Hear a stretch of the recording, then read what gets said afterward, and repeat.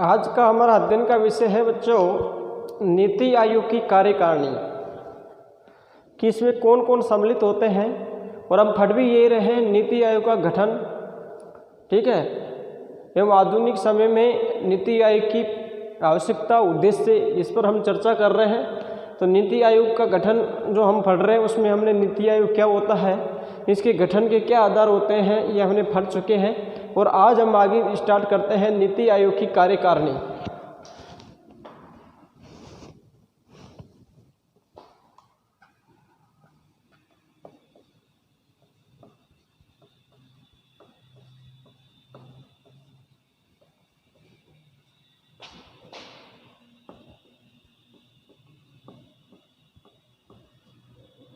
ठीक है, नीति आयोग की कार्यकारिणी इसके ऊपर हम अध्ययन कर रहे हैं। तो देखिए बच्चों देखो, पहला जो कार्यकारिणी में सबसे पहले हम अध्ययन करेंगे अध्यक्ष कौन होता है।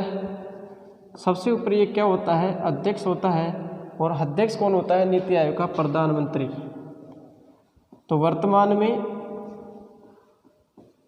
नीति आयोग के अध्यक्ष कौन है, कौन है, नरेंद्र मोदी। कौन है, नरेंद्र मोदी है। कार्यकारिणी पढ़ रहे हैं भाई। दूसरा बिंदु आता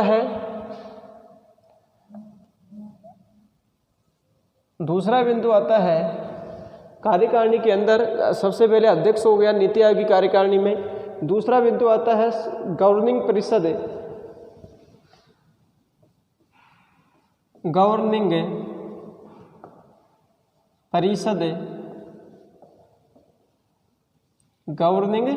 परिषद। दूसरे नंबर पर नीति आयोग में क्या होती है बेटा, गवर्निंग परिषद होती है। और इसमें कौन होते हैं, समस्त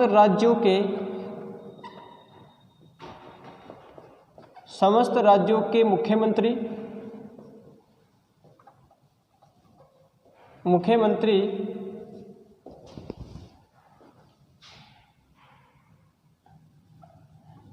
केंद्र शासित प्रदेशों के मुख्यमंत्री,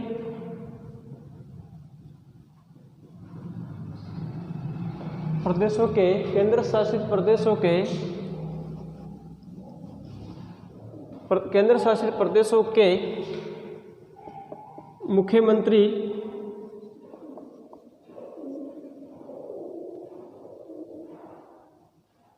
एवं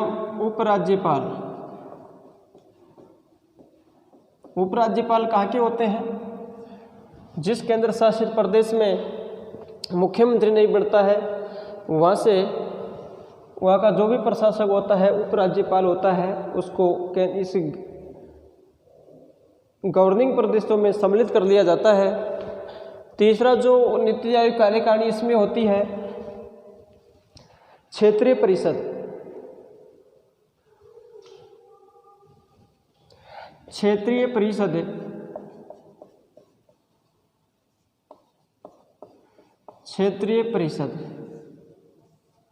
तीसरे नीति आयोग की कार्यकारिणी में क्षेत्रीय परिषद का गठन का भी प्रावधान है।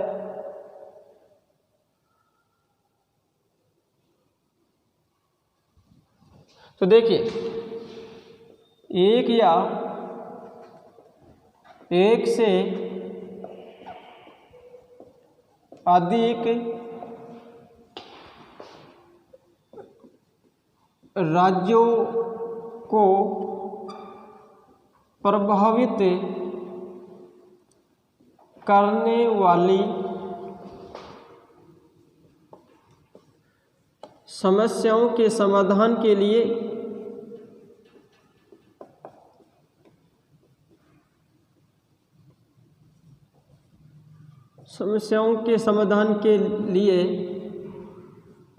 क्षेत्रीय परिषद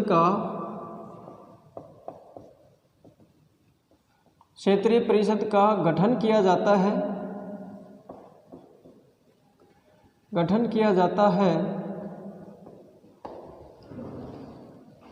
क्षेत्रीय परिषद का गठन किया जाता है। यह प्रधानमंत्री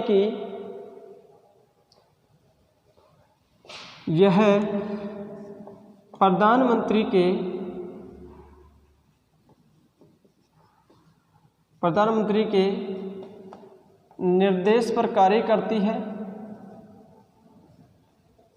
निर्देश पर कार्य करती है कौन? क्षेत्रीय परिषद। प्रधानमंत्री के निर्देश पर कार्य करती है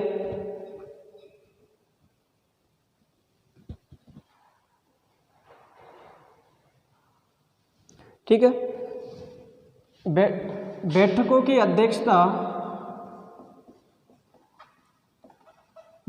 अध्यक्षता नीति आयोग का उपाध्यक्ष या प्रतिनिधि प्रधानमंत्री का कोई प्रतिनिधि करता है, कोई प्रतिनिधि करता है। और बैठक में कौन भाग लेते हैं? जिस राज्य की जो समस्या है, जिन राज्यों के मध्य जो विवाद है, उनके मुख्यमंत्री, राज्यपाल, मंत्री बैठकों में भाग लेते हैं ठीक है। और भारतीय संविधान के अनुच्छेद 263 में अंतर्राज्यीय परिषद, क्षेत्रीय परिषद के गठन की प्रावधान की व्यवस्था की गई है अनुच्छेद 263 में। देखिए बच्चों, आगे नीति आयोग के गठन कार्यकारिणी का अध्ययन कर रहे हैं। आगे आते हैं प्रधानमंत्री द्वारा मनोनीत सदस्य। प्रधानमंत्री द्वारा मनोनीत सदस्य ठीक है। नीति आयोग में कुछ सदस्य प्रधानमंत्री के द्वारा भी मनोनीत किए जाते हैं। और वो सदस्य कैसे होते हैं? जो अपने क्षेत्र विशेष की योग्यता और जानकारी रखते हैं। प्रधानमंत्री द्वारा मनोनीत सदस्य, इनकी संख्या निश्चित नहीं है। प्रधानमंत्री द्वारा कुछ ऐसे सदस्य मनोनीत किए जाते हैं जो क्षेत्र विशेष की जानकारी रखते हो ठीक है। समझिए बात को। आगे आते हैं पूर्णकालिक पदाधिकारी। पांचवा बिंदु है कार्य पूर्णकालिक पदाधिकारी।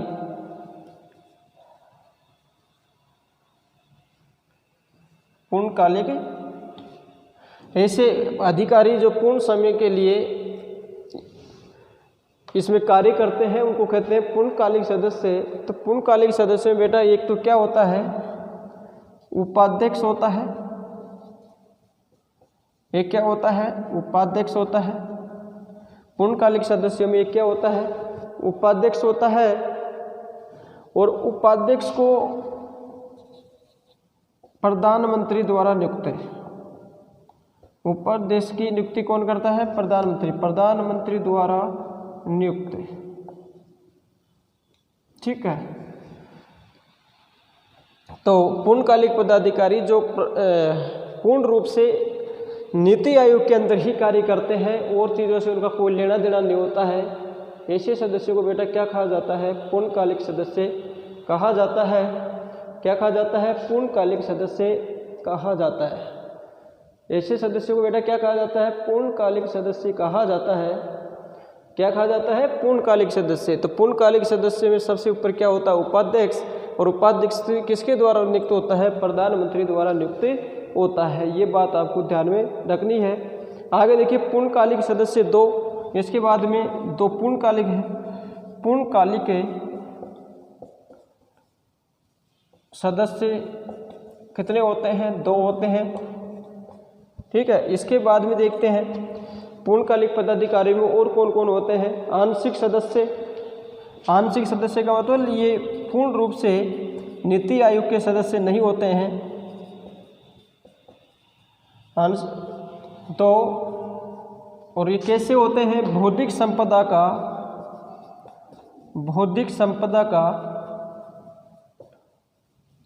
का ज्ञान रखने वाले। बौद्धिक संपदा का ज्ञान रखने वाले ठीक है। आंशिक सदस्य कहने का मतलब ये अपना पूरा समय नीति आयोग में नहीं देते हैं, लेकिन ये वो सदस्य होते हैं जो बौद्धिक संपदा से संबंधित जानकारी इनको उपलब्ध करवाते हैं। आगे देखिए पदेन सदस्य। पदेन सदस्य ये कौन होते हैं? प्रधानमंत्री की जो मंत्रिमंडल होती है उसके सदस्य होते हैं। केंद्रीय मंत्रिमंडल के पदेन सदस्य केंद्रीय मंत्रिमंडल के 4 सदस्य, केंद्रीय मंत्रिमंडल के 4 सदस्य, ठीक है, केंद्रीय मंत्रिमंडल के 4 सदस्य। आगे देखो बच्चों बात आती है, एक क्या होता है? मुख्य कार्यकारी अधिकारी। ऊपर लिख देता हूं, एक क्या होता है? मुख्य कार्यकारी अधिकारी। मुख्य कार्यकारी अधिकारी होता है, ठीक है। और एक क्या होता है? सचिवालय। एक क्या होता है? सचिवालय होता है किसका? नीति आयोग का। क्या होता है? सचिवालय होता है, ठीक है। और सचिवालय के जो सदस्य होते हैं वो आवश्यकता अनुसार हो सकते हैं। सचिवालय के जो सदस्य होते हैं वो क्या हो सकते हैं? आवश्यकता अनुसार।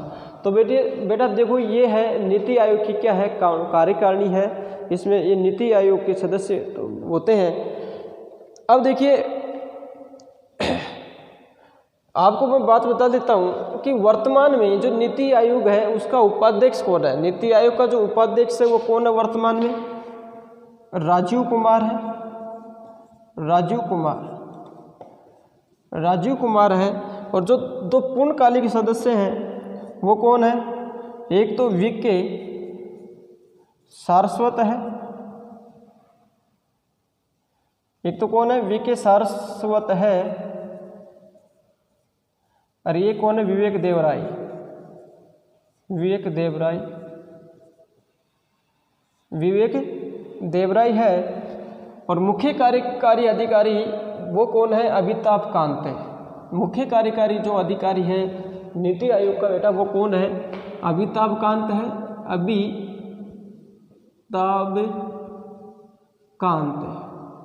अमिताभ कांत, ठीक है। ये ध्यान रखना है।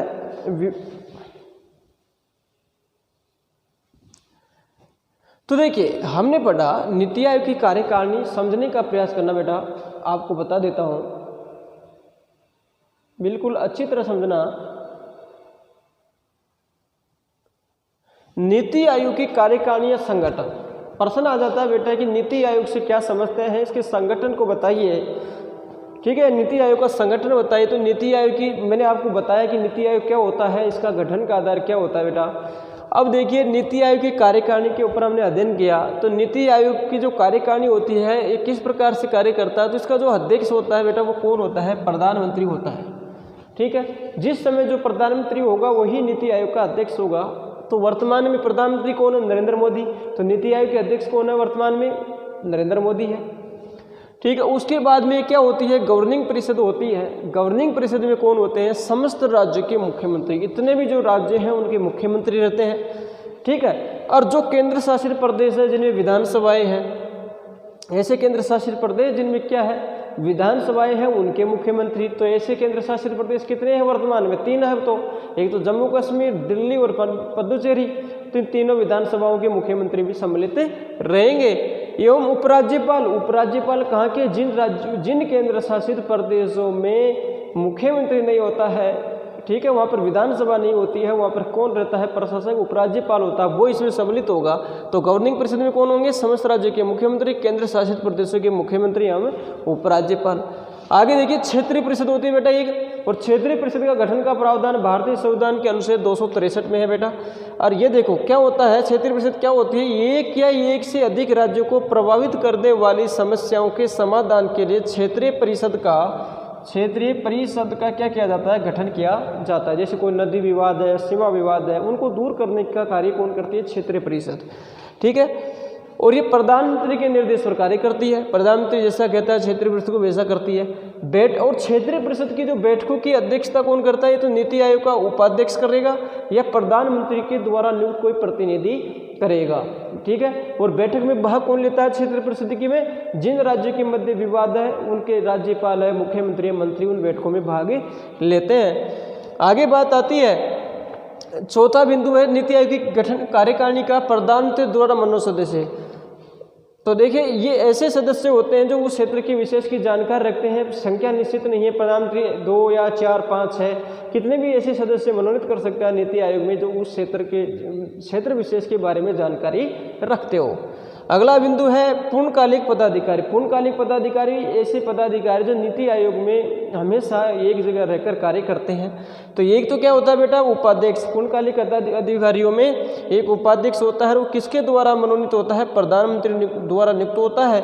और वर्तमान में कौन है? राजीव कुमार। कौन है? राजीव कुमार। नीति आयोग के प्रथम उपाध्यक्ष कौन थे? अरविंद पनगड़िया। नीति आयोग के प्रथम उपाध्यक्ष कौन थे बेटा? अरविंद पनगड़िया थे। और वर्तमान में कौन है? राजीव कुमार है। आगे देखिए पूर्णकालिक सदस्य दो सदस्य पूर्णकालिक होते हैं। वर्तमान में कौन है? वीके सारस्वत और विवेक देवराय। आगे देखिए आंशिक सदस्य कितने होते हैं? 2 होते हैं। और वो कैसे होते हैं? बौद्धिक संपदा का ज्ञान रखने वाले। आंशिक सदस्य क्यों कहा जाता है? कि पूर्ण समय नीति आयोग में ही कार्य नहीं करते, अन्य कार्य भी करते हैं। पदेन सदस्य ये केंद्रीय मंत्रिमंडल के 4 मंत्री होते हैं। पदेन सदस्य कहाँ से आते हैं? ये पदेन सदस्य कहाँ से आते हैं? केंद्रीय मंत्रिमंडल के द्वारा, जो अपना केंद्रीय मंत्रिमंडल है उसमें से 4 मंत्रियों का चयन किया जाता है। तो 4 सदस्य कौन होते हैं?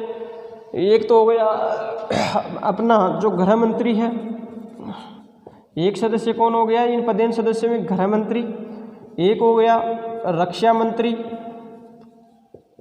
एक कौन हो गया? रक्षा मंत्री। और एक कौन हो गया? कृषि मंत्री। कृषि मंत्री, रक्षा मंत्री, ठीक है। और ये कौन हो गया? वित्त मंत्री। कौन? वित्त मंत्री। तो ये नीति आयोग की कार्यकारिणी में 4 पदेन सदस्य होते हैं। और कौन कहाँ से आते हैं? केंद्रीय मंत्रिमंडल के 4 सदस्य। तो गृह मंत्री, रक्षा मंत्री, कृषि मंत्री, वित्त मंत्री, चारों आप जानते हैं। गृह मंत्री कौन है? अपना अमित शाह है। रक्षा मंत्री कौन है? राजनाथ सिंह। जो कृषि मंत्री है नरेंद्र सिंह तोमर है। वित्त मंत्री कौन है? निर्मला सीतारमण है। उसके बाद में क्या होती है? मुख्य कार्यकारी अधिकारी होता है। ये नीति आयोग में क्या होता है? मुख्य कार्यकारी अधिकारी होता है। और कौन है वर्तमान में? अमिताभ कांत। कौन है बच्चों? अमिताभ कांत है। और एक क्या होता है? सचिवालय। नीति आयोग की कार्यकारिणी में क्या होता है? सचिवालय। और उसमें आवश्यकता अनुसार सदस्यों का चयन किया जाता है, मनोनीत किए जाते हैं। और इस सचिवालय में कौन बैठता है? ये जो नीति आयोग का मुख्य कार्यकारी अधिकारी होता है इस सचिवालय में बैठता है। और समस्त कार्य नीति आयोग के इतने भी जो कार्य हैं, इसके उद्देश्य हैं, उनको पूर्ण कराता है। तो ठीक है, समझने का प्रयास करना।